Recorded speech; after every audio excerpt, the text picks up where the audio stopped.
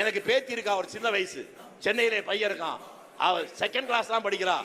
20 நாளைக்கு முன்னால போற போது திடீர்னு வந்து தாத்தா தாத்தான்னு கட்டி பிடிச்சோடனே, ஆகா பாசத்தோடு புள்ள பிடிக்குன்னு நினைச்சேன். தாத்தா நீ அரசியல் தலைவர் இல்ல? ஆமாமா.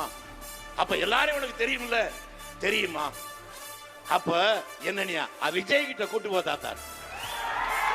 எனக்கு ஒன்றும் புரியல. 5-6 வயது பெண். அப்புறம் வந்து என் பேரன் அதை விட மூத்தவன் வயசு, அவன்கிட்ட விட்டு என்னடா அது உங்க மாமன் பொண்ணு இது மாதிரி விஜய பார்க்கணும். அதுவா தாத்தா, நம்ம வீட்டில் இருக்கிற நாங்க எல்லாருமே விஜய் ரசிகர்கள், அதனால தான் அதுவும் கேட்குது. எனக்கே தெரியல என் வீட்டில் இருக்கிற என் பேரன் பேத்திகள்லாம் ரசிகரா இருக்கு.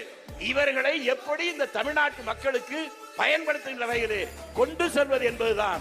ஆகவே விஜய் கையில் ஒரு மகத்தான சக்தி கிடைத்திருக்கிறது. அந்த சக்தியை அவர் செதுக்கி வெறும் கல்லை சிற்பி தெய்வமாக மாற்றுகிறார். வெறும் மரத்தை தச்சன் அழகான குதிரையாக யானையாக வடிவெடுக்கிறான்.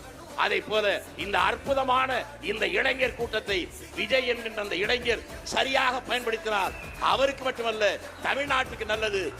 அப்புறம் நண்பா, தளபதி அண்ணாவோட கண்டினியூஸாக இதே மாதிரி வீடியோஸ் எல்லாம் பார்க்கணும் அப்படின்னா மறக்காமல் நம்ம சேனல் வந்து கீழே வந்து சப்ஸ்கிரைப் பண்ணிக்கோங்க. இந்த வீடியோக்கு ஒரு லைக் கொடுத்துருங்க.